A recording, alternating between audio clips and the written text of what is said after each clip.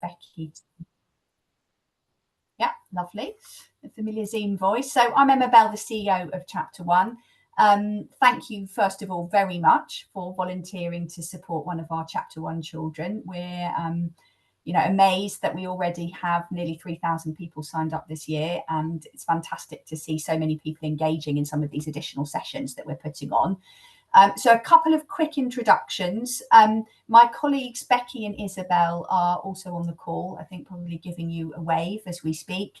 They will be just facilitating today's session and making sure that if there are questions that pop up in the chat, that they field them for us. And then our guest speaker today is somebody who you may have already met, as it were, if you came to our phonics session a couple of weeks ago. But Emma Spiers is going to be leading today's session. Emma is a highly experienced teacher and school leader who has for some years been a consultant to schools in how they teach and organise early reading and phonics. So she's had practice with a whole variety of different ways of teaching reading over many years, and has really thought quite hard about different ways that you can help children who struggle. So she's done these sessions for us in the past, but this is the sort of 2024 take on Shy and Reluctant Readers. And we are also delighted that at about 10 o'clock, we will have a very experienced Chapter One volunteer who's going to join us and give her perspective as well on how to support readers and what her experience has told us about how to get through some sort of slightly challenging times when children are very, very shy. So I'll hand over to Emma without further ado, and hope very much that you enjoy today's session.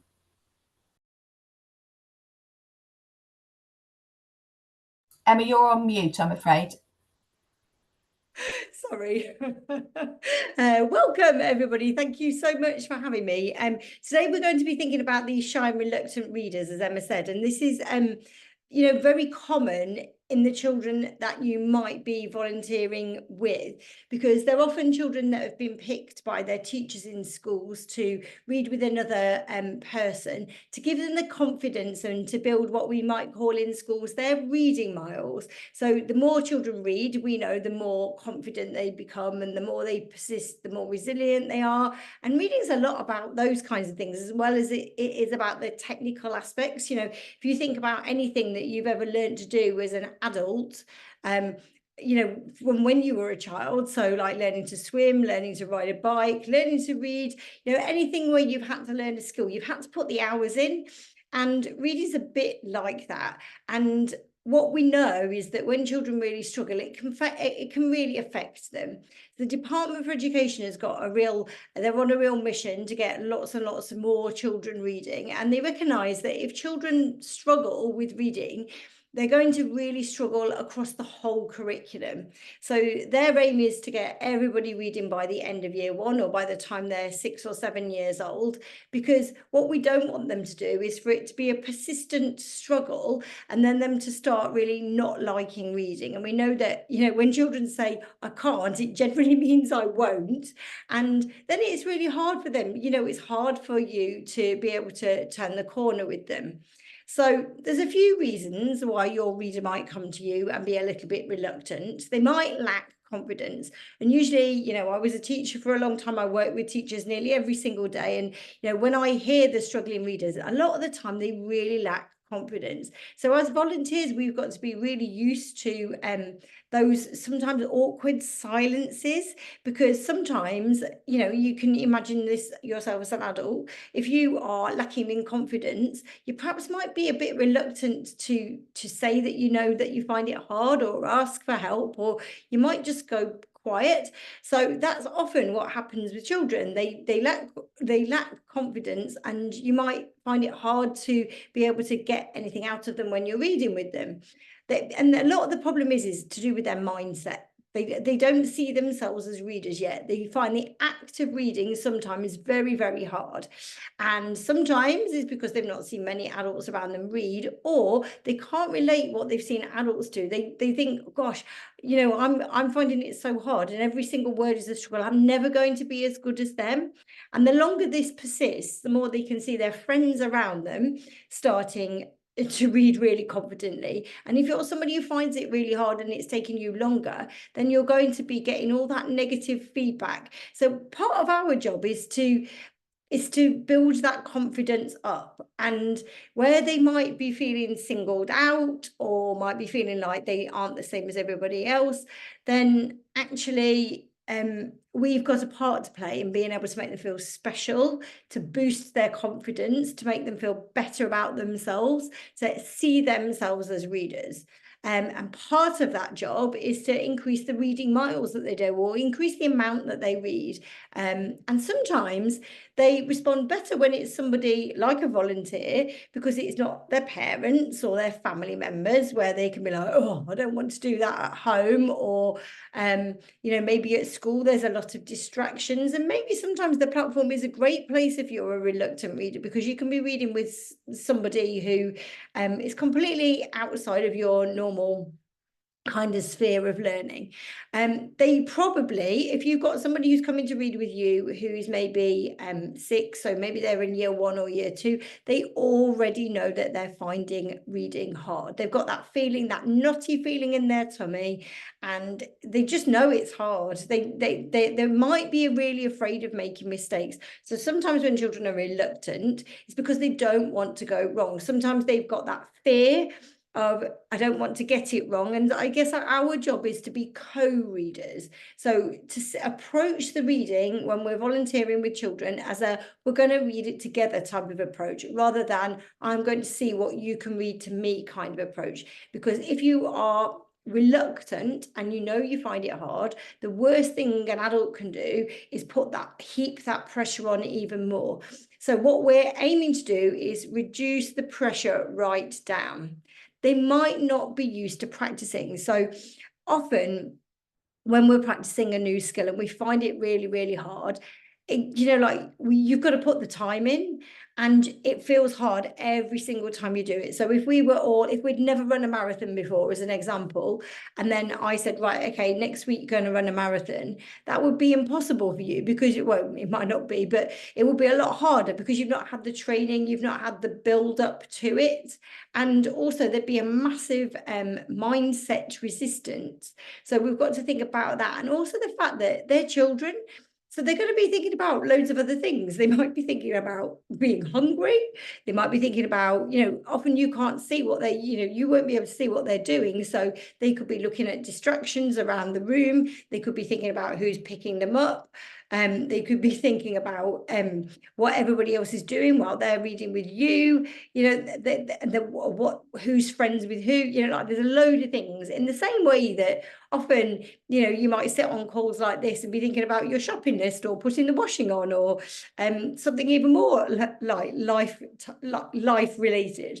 So it is like learning to swim. When we're learning to read, it's just like that. We've got to think about it as a kind of step-by-step approach. So if you've ever taken children to the swimming pool and given them swimming lessons, you'll see that learning to swim, there's kind of a lot of correlation. So you start off by being fully supported with a gradual release. So when we take children swimming for the very first time, we don't just throw them in and expect them to swim and say, well, why didn't you swim while they're drowning?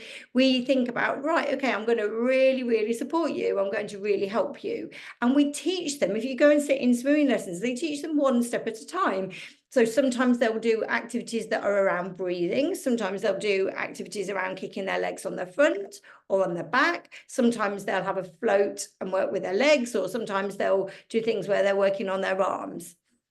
They don't do everything all in one go, and it's very, very supported with a gradual release. The idea is that that is going to build their confidence. They're just going to gradually feel like making those marginal gains like athletes do, and really be thinking about, oh, I've got a little bit better at that. That's going to make the next step a little bit easier. So it might feel to you like these sessions that you're doing with them might feel like it's not improving, or you might see improvements really quickly. But just remember that you're adding a little piece to that puzzle every single time you read, and it is really, really valuable. The repeated practice makes a really, really big difference. So the more they practice, the better they'll get. It's like, you know, if you're doing sit-ups, you know, the first day when you do 10, is a lot. But, you know, if you do it every day for a year, 100 would be easy. So it's that repeated practice that we need to be able to do. And it's the same with swimming and the same with reading. We need to give them clear guidance on how to improve. So if you watch children at a swimming lesson, we're watching them and we're thinking, oh, their legs are a bit floppy, they need straighter legs, or they're not breathing, their breathing's not helping them when they're trying to do a width. So then we'd put little exercises in to help at each of those stages. So what we've got to be doing when children are reading is be really clear and helpful in our guidance to them, and give them really simple things that they need to improve, and also to have really good, clear direction about what's going to motivate them. So what they need to try hard to do to get to their next little step. So if you get better at kicking your legs, then you'll be able to get more quickly across to the other side of the pool. And this is exactly the same. If you get better at recognizing these words, then you're going to be able to read this page easily. It's exactly the same thing. And sometimes we need to remember that one small incident can set progress back 4 weeks, because they're children. So, you know, if you have a really bad experience in a swimming pool and the water goes up your nose and you get halfway across and you feel like you can't put your feet down, it's very, very scary. The same is true with reading. If they have a bad experience and they have a book that's too hard for them, or somebody puts them under pressure and they're not ready for that kind of pressure, things can put them back. So I guess really what I'm saying is our job is to build their confidence. And in this session, we're going to think about some ways to do that, because reading involves a lot of resilience, motivation, and persistence. You know, to get good at anything, you need to be good at those. And that clear guidance is going to be really helpful. So I'm going to give you some ideas of things that you can do. So first things first, our job is to try and improve those things. And we've got to identify the signs first that they might be reluctant. So I guess some of you might be able to put some things in the chat. If you've got experiences of this, putting questions or comments in the chat would be helpful. If you want some of your questions answered, we'll have some time in a moment to think about those, because it can be really tricky and very difficult when you're the volunteer, you're on the platform, there's radio silence the other side, you can't quite see what's going on, and you know, like it can feel really, really awkward. And sometimes as well, these children need processing time. So for us, the temptation could be like, are you there? What do you think? Like, we can throw in more and more questions, because we don't, as adults, we don't like the uncomfortable silence, particularly if they're not very chatty. So that can be a thing. Also, sometimes they are super clever at being able to chat about all kinds of things, because they know that the reading feels difficult. So sometimes you can get very chatty but reluctant readers who want to talk and talk and talk and talk, which is lovely. And maybe sometimes just talk about the book, but because they know the actual act of reading can be hard.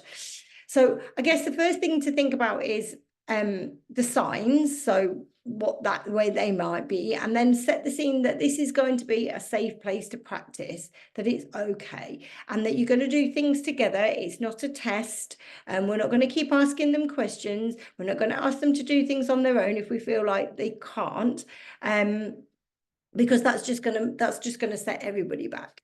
So I just thought I'd give you a bit of an example of somebody that is, you know, a reluctant reader that I've had the benefit of being able to watch, to be able to give you some examples. So this is somebody, this is Molly, and she found the whole reading journey very, very difficult. She's in year 5 now, but during her journey to read, and she can read now, but in her journey to reading, it was super tricky. So she found the phonics element really, really hard. She picked up some sounds and letters, but not all of them. And the problem was that all of her friends started moving on and she didn't. So she, you know, she was very compliant and she tried joining in, like 10 out of 10 for effort. But what happened was the more she saw everybody progressing, and she'd heard lots of stories, so it wasn't like she was unfamiliar with the act of reading, because she found it so hard, she wanted to do less of it. She knew it felt hard, she knew she couldn't do it, and so she did all kinds of things. So these might be things that you might recognize. So she guessed at words because she had a good understanding of pictures and how to read pictures, because she had grown-ups reading stories to her for a really long time, so she was really good at that. So she did lots and lots of guessing. She was quite good at being able to recognize some words, but her ability to recognize some of the sounds was really, really difficult, partly because she was learning phonics at the time during the pandemic, and there were big gaps in her learning because of that. Some of the systems that really worked for her, because she'd be like, hands down, right, I can't do it, I'm not going to do it. Her confidence was so low. Some of the things that really worked with her were things like, right, I'm going to read the sentence first, now it's your turn, those kind of things. Or I'm going to read the sentence and I'm going to read it again, but I'm going to leave one of the words out, and that's the word I want you to work out. So that was really helpful. Not asking her questions about the story, because she could have talked about that for a really long time, but it was the fact that she was struggling with the actual act of the reading, and she needed a lot of processing time. So sometimes it would appear like she was very, very quiet and might not be engaged in the process, but actually some of it was thinking time. So really giving her time to think was very important too. And these are all classic things that you might find when you're working with like a shy or reluctant reader. I guess sometimes it's hard to put ourselves back in the position of being a child, but I think often we just expect that children are happy and full of beans and want to come to a reading situation. But you know, we've talked a bit about reluctant readers, but shy readers can be the same. You know, if you are just shy in yourself, or you're a bit of an introvert, then you're going to find it very hard to maybe speak to somebody on the platform. So I'm thinking maybe you've got some similar experiences, or you might have some questions in the chat. Maybe you're currently working with a shy and reluctant reader, and this is quite common with children. I'm sure Emma would agree. On the platform, often teachers will think, well, we've got these children that are reluctant, they need more practice. Working with a volunteer would be a great idea to build their confidence. So any comments or questions, please put them in the chat, because we're absolutely here to help. Becky, is there anybody that's added anything in the chat so far? Yeah, actually, a really interesting comment from Anila, who is herself a mum of a child with selective mutism. So her suggestion is not to say to a child comments like, "Are you shy?" Because she finds that would set her child up further. Yes, yeah. And also just generally questions. And this is the bit where it's very hard for us as adults, because we just want to, oh, what do you think this is? What does that say? But, you know, we pepper children with questions, and we can't help ourselves. And I do a lot of work with staff in schools where we're talking about, actually, these children don't need to be asked, they need to be told, they need to be shown what to do. And there is nothing wrong with doing things together. That's how all of us learn. We learn to walk by copying other people, by having a go, by making mistakes. And it's exactly the same with reading. We don't just put a baby there and say, right, okay, I'm going to stand at this end. Can you walk to me from one end of the room to the other? We don't say that. We help them at every tiny step. Yet somehow, once children get to school, it becomes all about asking the questions. So I think, you know, don't feel bad if you're doing things together and you're doing lots of showing rather than asking. Showing rather than asking is definitely what we need to do with children who are shy or reluctant. And often, you know, like shy is or reluctant, they're labels, aren't they, really? And we don't want to be going down that route either. And often children don't know why they are the way that they are. They don't see them, they don't see themselves as shy or reluctant. They just know that there's a feeling in their tummy that when somebody's asking them to do something, or when they're trying to do something and it feels hard, they just don't like that feeling. So they will do things to try everything that they can in their little repertoire to try and avoid how that feels. So I think that's a really, really good point. Has anybody else got any questions or comments? I'm not seeing any at the moment. Okay, let's carry on for a little bit then.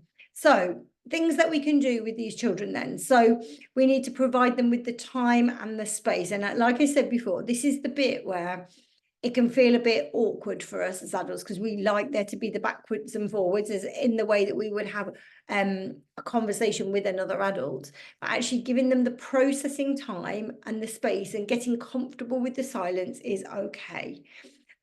Starting with a conversation about them is super, super helpful, because if we think about the age of the children that are generally reading with us on the platform, they're at an age where it's all about them. The maturity level is they love talking about themselves. So if you want to get into some reading, and that previously you've read with your reader and it's been quite tricky, don't necessarily feel like you've got to go in about the book. Like, this is about quality time. And sometimes, having a few sessions, even where you're just talking to them about what they like, what they don't like, is enough. Then you've got to kind of build that trust and build that rapport, because often when we work with children, we're kind of like amateur psychologists, really. We're trying to work out, and it's very hard for you because you're stepping in and out.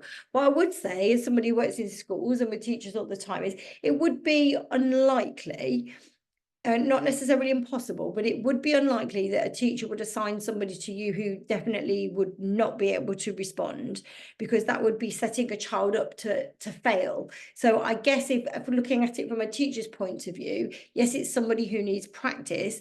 And I know the team at Chapter 1 do lots of work with the schools as well as with volunteers, but it would be counterproductive for a teacher to assign a child to a volunteer if they just thought it was going to make the child feel really uncomfortable.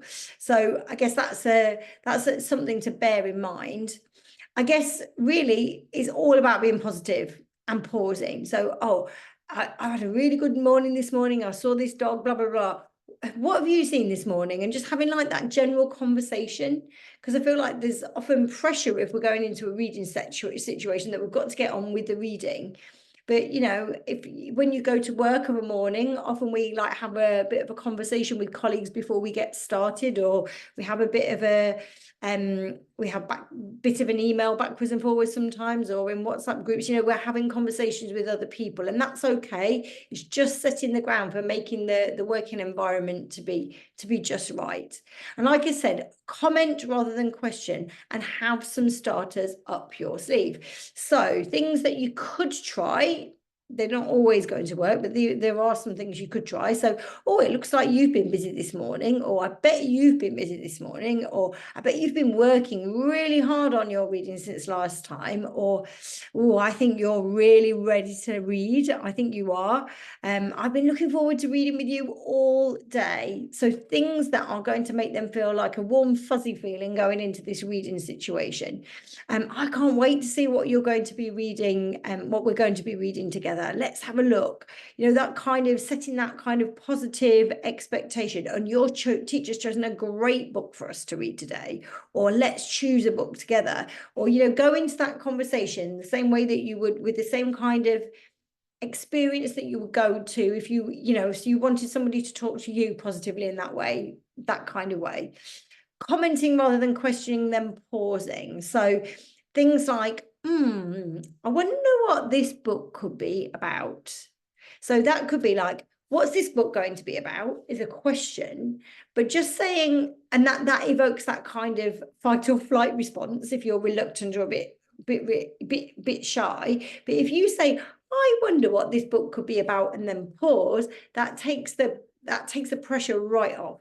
because it's not saying I'm requesting an answer, and it's giving you time to think and before you respond. And if they don't respond, then you can answer it for them. But I would try really hard, if you can, to maybe count to 10 in your head, which feels really painful when you're a grown-up, but it's really, really valuable. You get, because they then start to talk about all sorts. This book reminds me of when, or I bet you like, I think this book might be about these kinds of things. This is a little bit like when, or do you remember how? So these are really, really good openers, and you can see that they're quite natural, and they can apply to any kind of book or any kind of situation, and you don't have to use all of them, or you could use your own versions. But these are better than, oh, what's this book going to be about? What do you think? What do you think is going to happen? Well, you know, sometimes for some children that really works. But if you're shy or reluctant, these comments are much better than questions. Often, when we're working with shy and reluctant readers, they're at the earliest stages of the stories on the platform. So often there'll be readers on the pink, magenta, or the red levels. And for those children, they're at the very, very, very beginning of their reading journey, and they do find, you know, it feels like they've got a mountain to climb because they're at the bottom of the mountain.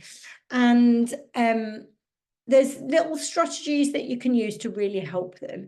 And in schools, we're using a lot more an I do, we do, you do approach, which is it's kind of a method of building confidence. So they see the adult modeling something or showing them what to do first. Then they do the whole sentence together, and then they read on their own, because it you know, like that means that they've done it twice before you're actually putting them in a position. And remember that you can always go, you know, we don't want to have those incidents where they've had a bad experience and then that's going to set them back. So if you're at all concerned, you can take them back a bit of a level and think, right, okay, I'm going to just build their confidence. You know, that little girl, Molly, that is exactly what her teachers did. They were like, do you know what, she's not even trying in the ones that actually she needs to be reading.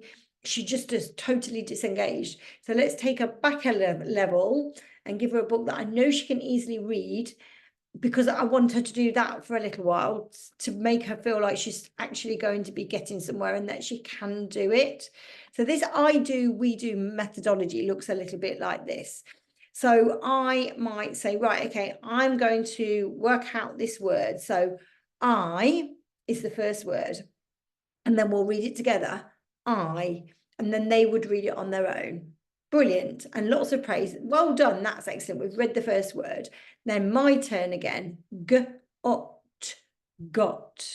Okay, our turn. Got. So you're doing it together.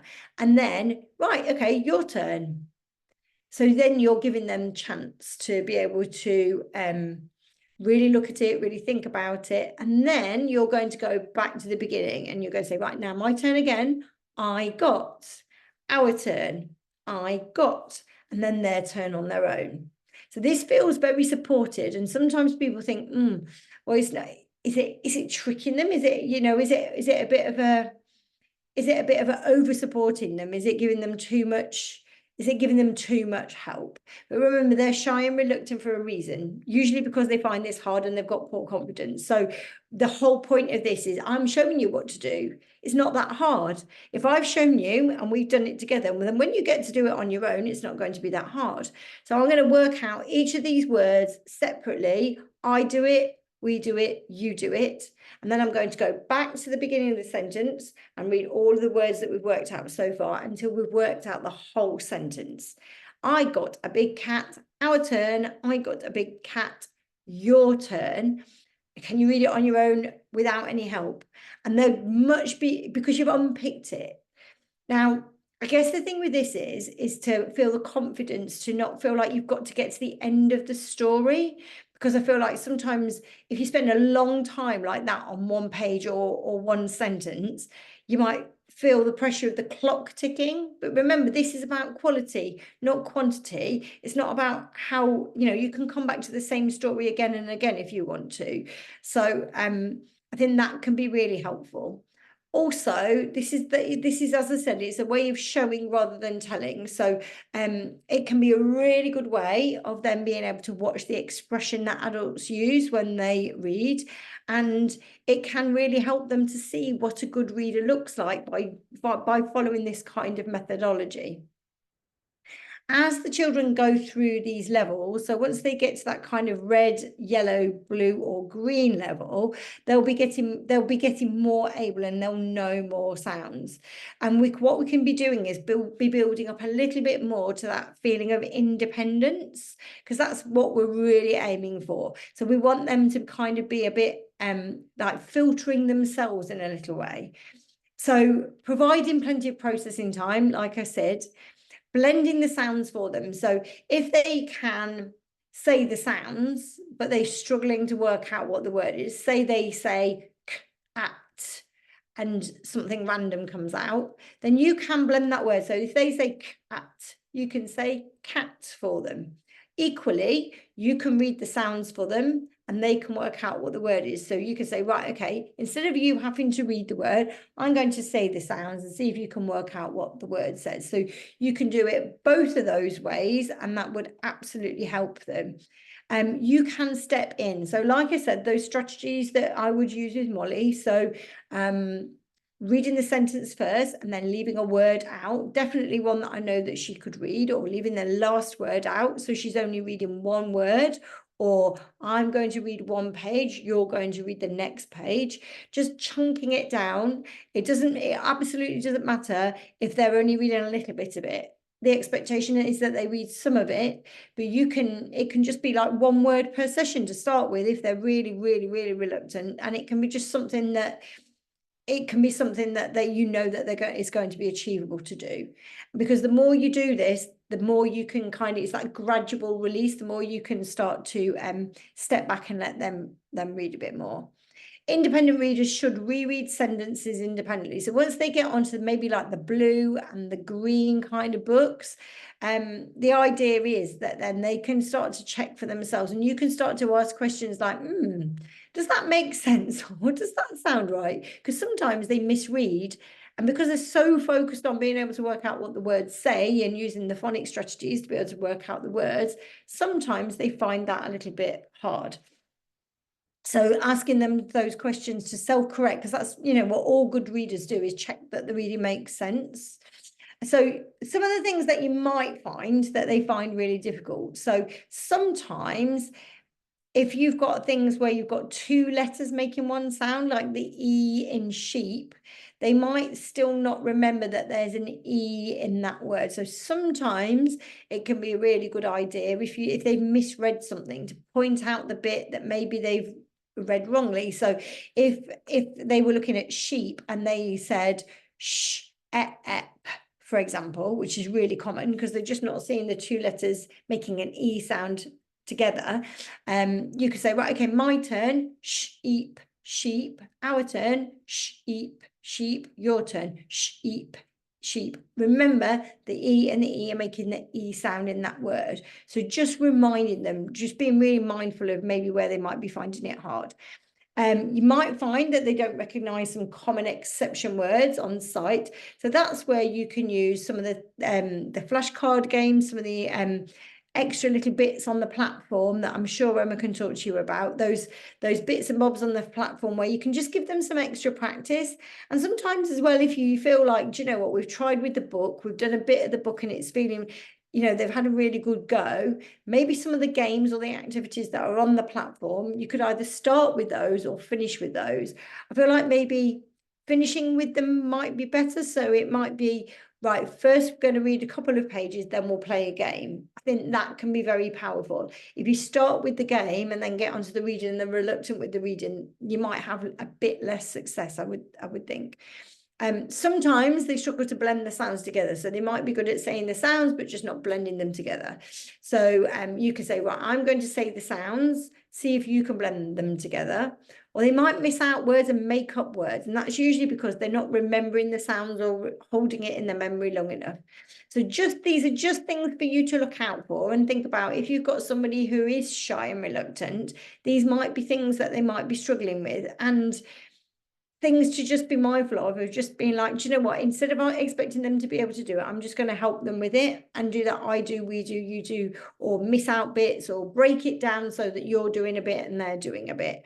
And reading the whole sentence and they don't understand what it means. That's ultimately what we're asking for them to do. So I think that's the other thing to be able to look out for. Remember, I said that positive praise is really important for building their confidence. So think about things that you could praise them for, depending on what you feel like they are trying to get better at. Sometimes if you've got a relationship with the school or a bit of a forwards and backwards with the teachers, you can think about, you can maybe ask them about what it is that the child needs to work on. Often it's blending the sounds together. So if that is something that the child is working on, you can say things like, oh, today I really liked the way you blended those sounds together. Or I can see you've been practicing blending those sounds together. Or it could be if you've been spotting that they're struggling reading some of those common exception words, you know, the ones that they can't sound out, those sight words. I can see you've really been practicing those words, you know, really making it obvious to them that their contribution is valued and you can see how hard they're working. So really make it clear about, do you know what, today when we read, we're going to get really good at recognizing these words. And I just want you to be good at those words in this story. Or I really want you to blend those words. I'm going to really help you with those. And then at the end say, well done. I asked you to look for those things and you did. So in the same way that in a swimming lesson, you just work on one thing, maybe you could think about that a bit. The way you change B for D when you got muddled. So that really helped you to read that word. Or you should be really proud of yourself because you kept going to the end. And we've never actually finished a book in our session before. And that's really good. So these are the kinds of things that you could comment on. So like I said, it can be really helpful to have a little bit of guidance from the school, but also as you're reading with your reader, you'll be able to see that the things that they're maybe finding a bit harder or easier, and you can use those to address them. So these kind of like the ending thing of those, the end of those sentences that you could think about. So did the reader remember common or tricky words, or those words that are sight words, you know, those ones you can't sound out? Do they match the letters to the sounds well, or is that something they need to practice on, and can we help them with that? Did they blend to read the words, so squish those sounds together to read them? Did they remember not to miss any words out, because that can be common if they're trying to race ahead? Did they check that their reading made sense? Did they correct themselves, or keep going without giving up? So they're all things that you can think about, little things that you can be supporting your reluctant reader with. It's likely that there's one or many of those things that they might be struggling with. And attention and concentration is massive in this digital age in schools at the moment. Everywhere you go, where I listen to reluctant readers a lot, and often they really struggle with the attention and concentration piece. And partly because they know that this is hard, they know that learning, it feels overwhelming.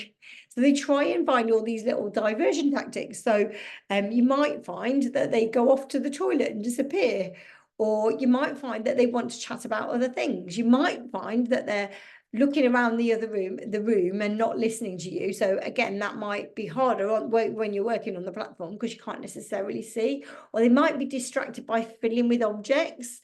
They might be struggling to get to you in the first place. So maybe they're late coming into school, or maybe they've been doing all kinds of things like going to the bin or going to the drawer, or you know, they find lots of ways of being able to get away with things, in the same way that I have to sit and do my accounts. I really, you know, I find my house has never been cleaner. Same kind of thing. So the more that you can think about eliminating any distractions and giving them clear boundaries, that can be helpful. So the distractions might be harder when you're working on the platform, but definitely like clear boundaries. When you've read one page, we'll have a break. Or first we'll read 2 pages, then we'll play some games. So giving them that clear, first we're going to do this, then we're going to do that. And then you really have to stick to it, because that's about that trust piece. Praise concentration as well as reading. So if you've got somebody who really struggles with the attention and concentration, just give them that praise. Don't even worry about praising the reading. You concentrated really well and you managed to read a whole page. Like, that can be enough. I know that the rewards are really useful on the platform, and I guess Emma can speak a bit more to that. And humour, you know, like, children really like funny stuff. So that can also be, you know, if you can develop that rapport a little bit with your reader, then that can absolutely go a really long way. So before we hear from a volunteer and about the platform, has anybody got any more questions or queries around and about reluctant readers that you work with? I don't think we've had any specific questions for you, Emma, just a couple of observations which people sharing about using different voices for reading as a way of making it more engaging. And Ben talks about his experiences of reading with his son. Oh, and there's one just come in from Josie. So yeah, regarding questions, is asking comprehension questions okay? Yeah, what I would say is, yeah. so with that then, it depends. So if you're reading with somebody who's maybe on the, I would say, like, yellow, blue or green level of the platform, asking comprehension questions is okay. But what you've got to remember with the comprehension questions is they take a complete, so there, that's about your understanding of language, and that operates in one part of your brain. Actually working out the words to physically, technically read them belongs in a different part of your brain. So when you're a good reader, it's a bit like you're really good at being able to pat your head and rub your tummy, or a bit like the swimming, you can manage to do your arms, your legs and your breathing all at the same time without even thinking about it. Or in my case, learning to drive a car was a bit like that. You know, we're doing multiple processes all at the same time, and we've done it that many times on repeat that we can do it subconsciously. With reading, when children are learning to read, and if they're reluctant and they find it very difficult, you can separate it out a little bit. So I wouldn't be asking them to answer comprehension questions at the same time as physically reading the book. I might start by talking about the pictures in the story on a few pages and then go back and start reading it, or read it and then go back and talk about the meaning, and then go in with the questions if they need it. So remember, comprehension, you know, there's a whole range of things that are involved in that, including things like predicting and summarizing what you've read. You know, if you read anything as an adult, I wouldn't come and check that you understood it by asking you loads of questions. I would maybe say, oh, what was your favorite bit? Or can you tell me a bit about it? Just, can you give me a summary? Can you just give me you're halfway through it, what do you think is going to happen at the end? I wouldn't be like, oh, what happened on the first page? Can you tell me what happened there? And how did that character feel? How do you know? You know, we get very into asking the questions, and I'm not saying that the questions are wrong, but particularly when we're working with these children whose confidence is very vulnerable, we need to think about, to start with, particularly when they're on the pink, red, yellow, and possibly even some children on the blue stories on the platform, you know, that they're at the very early stages, the technical part of reading. So asking them lots of comprehension questions at the same time can be like brain overload. So we've just got to be, you know, if we're working with somebody who is a capable reader, then it's completely different, because they can do both of those processes at the same time. So I guess, I don't know whether that answers the question, but I feel like that, particularly with the reluctant readers, that's something to bear in mind. Great, thank you, Emma. And a question from Lizzie. My reader often mistakes a word for another. So is it best to wait until they've finished reading the whole page, or interrupt and go back to that word that they're having trouble so with? no, I would wait. So this is a bit like, you know, if you're reading something, you're in the flow of something, and me like butting in halfway through, I think have a little go, let them get to the end of the sentence, and they'll be like, hold on a minute, let's just pause. I'll read back what you've just told me. Does that make sense? Yes or no? And of course it won't if it's the wrong word, or it's in the wrong context. So you can say, I think it was this word here. Let's go back and do that word together. Let me do it, we do it, you do it. And that can be, so you're teaching them good readers check that it makes sense, and then you're showing them how to put that right. If you do it when they're in mid-flow, they're usually, you know, if you think about what you're doing when you're usually reading and you're looking 2 or 3 words ahead. So sometimes what's happening is they're reading 2 or 3 words ahead rather than the word that they're on, because they're looking ahead. And that often happens, particularly when they're trying to add in like things like expression. And I would also just add there, Emma, that remember that on the platform, and if we've got time, I'll give you, you know, a little visual reminder of this. When you click on a word as a volunteer, it's highlighted at the child's end. So that is quite a good way, if there is a word or perhaps 2 words in sequence that the child hasn't really got right, of then, you know, when you get to the end of the page, as Emma suggested, just honing in on that particular word and saying, oh, that was interesting. Let's just have a look at that word again. So, you know, you can use the platform to help you visually highlight things, and also the little owl that you can send a child a specific word using the owl, which just makes it a little bit more engaging in that message student box. But before we go on to that, I do want to give Deryn an opportunity to share her perspective. She's kindly joined us and has worked with Chapter 1 Reading with Children for a number of years now. So I think we're going to hand over to Deryn to potentially say a few words about her experience and particularly some, you know, tips or tricks she might have of coaxing and encouraging shy and reluctant readers. Over to you, Deryn. Good morning, everybody. Yes, I've been reading on Chapter 1 for quite a bit now. I think from the beginning. I didn't even realize when I joined that was the first year, but yes, from the beginning. And I've had quite a few different types of children to read with. Some of them are eager to go and they just get on with it, and it's very comfortable, you know, but some of them could be shy. Some of them may not be shy, but maybe reluctant. So you have quite a few different types of people. But what I tend to do, especially in the very, very beginning, is I introduce myself to them gently. So, for example, right now, I just started my reading last week with my child, I'll say, and I just said my name and what we were doing, and I asked a few questions. Have you done this type of reading before? Do you like reading? Do you enjoy reading? Do you read at home? You know, and the tone of voice that I use also is fairly gentle, because I don't want them to feel intimidated. I don't want them to feel like, oh, she's asking me all these questions. How do I answer? I also tend to break the ice by asking. So, for example, my reading is on a Monday, so I'll ask, "What did you do for the weekend?"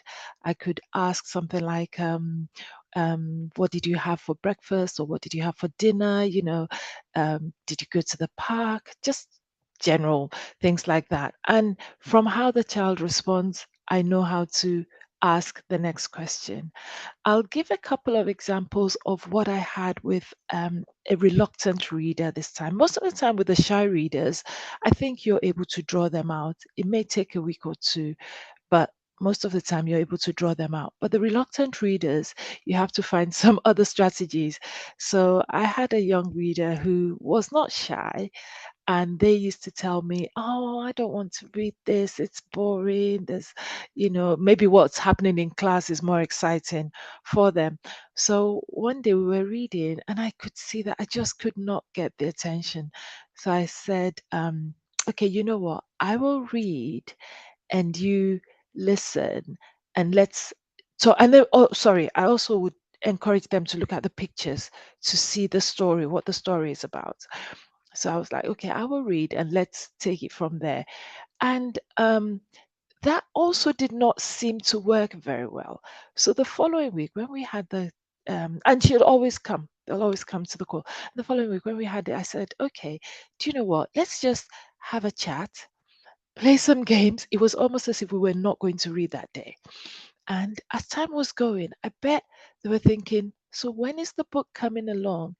So after about 10 minutes, I think I said, okay, I'm going to let you go now because, you know, you don't want to read. It was me calling their bluff. I said, you don't want to read, and I don't want to keep you too long. And she went, oh, but what about our book today? Aren't we going to read a book today? I said, would you like to read a book? Oh, yes, please. And that honestly really melted my heart, because I felt like, wow, we got there. And it encouraged me as well, because to be honest, sometimes we feel discouraged. We think, oh, maybe we're not doing something right, and the child is not getting anything from us. Should we continue? Should we abandon this halfway? The most rewarding part about this program is when you see your child progress from the start to wherever you get them to. It honestly, it is a big leap. They come in sounding out words, and then by the end, even if they've not finished, you may have ambitions for them to move to, I don't know, the end of the spectrum of the reading, but even if they haven't got there, from the child that you had to where you've gotten them to, and with the help of the teachers. So I tend to also send messages to the teachers, by the way, to let them know how the child is getting on. And I'm hoping that the teachers also feedback to the children, encouraging them. So those are my little strategies. I most of the things that Emma covered is what we do. So I don't want to go over the same grounds, but it's just the little bits of things that you can do to bring out the participation of your pupil. Thank you. Thank you so much, Darren. It's always lovely hearing from you, and particularly, as I think we've said before, because you've got such a kind of encouraging voice. So if I had you in my ears, I would definitely feel motivated to keep going. So Thank you. I really appreciate that perspective. And I think important also to say, as Darren is touched upon, that of course this can sometimes be challenging for you. You are trying your best, and if you do feel like you're not making kind of inroads, you're not connecting quite with your pupil, it's only natural for you to start feeling a little discouraged. And we talked about some of this in our Breaking the Ice session last week. But do remember that we're here to help you. So there are lots of documents on the knowledge base that you can look at. There are obviously these sessions that you can revisit. We're going to pop in the chat the link to remind you of the monthly drop-ins that we run, where volunteers can come and just get a bit of support and share experiences. And we also have our fabulous volunteer support team who are there to help you by email if you've got any questions at all. And we've reorganized that team a little bit this year, so you ought to be making a connection with a sort of named person who can look after you a bit. So do please, if you're struggling, take the opportunity to reach out to us for help as well. So I'm just conscious of time. I wanted to have a very quick demonstration of a couple of things in the platform. So I'm going to pull those up, but do please also pop any questions, for any final questions that you have for Darren or for Emma Spiers into the chat. I'm just going to, show my screen very briefly. So just to sort of highlight, I've got here the practice reading module, which of course is something that we recommend if you're a new volunteer that you do take the time to play around with, because that helps build your confidence when you're familiar with the platform, to help a shy or reluctant reader. And just to highlight, as I was mentioning earlier, the highlighting function. So the grown-up screen is behind the child example screen in the small purple version on what you're seeing. But you can see that if I highlight the word lost at the grown-up end, that is displayed on the child end as well. So that's kind of highlighting a specific word. And similarly, I wanted to show you the OWL. So the way you activate the OWL is by sending a message in the message student bar at the top of the screen, which enables you to give that specific praise that Emma Spiers talked about being so important. You can put that in there. I suppose if it was specific praise, it would say something a bit more precise, like well done for reading the, nice and specific. And then as a sort of more generalized kind of incentive, you can obviously use our stickers, our reward stickers that are on the platform. And we had a revelation in one of our sessions the other week with a couple of volunteers who've been with us for a very long time, who hadn't realised that there were actually lots of stickers to choose from, because the carousel of stickers has a number that you can click through. So do remember, you're not just limited to those first 3 that you can see. There's unicorns and all kinds of things in there. And obviously, once you click on a sticker, then the child sees it at their end as well. So those are just a couple of elements of the kind of specific praise and encouragement that you can use. And then I would also just bear in mind too, that we do have the knowledge base where there are other resources, as I've mentioned already. So I'll stop sharing my screen and just come back and see if anyone had any final thoughts or questions or comments. Nice to see that someone who used the stickers said that they found it even more exciting, they thought, than the child did. So that's nice to hear. Is there any other questions that anyone has for anyone, Darren or Emma, before we finish? I think anything coming through, Becky? No, not that I can see. Okay, fantastic. Well, I hope you've all enjoyed today's session. We'll be sharing the recording, as we've mentioned, and thank you very, very much again to all of you for giving up your time. I hope today has been supportive, but also inspiring, and we look forward to hearing the stories of how things go for you this year, and wish you all the very best of luck. Thank you.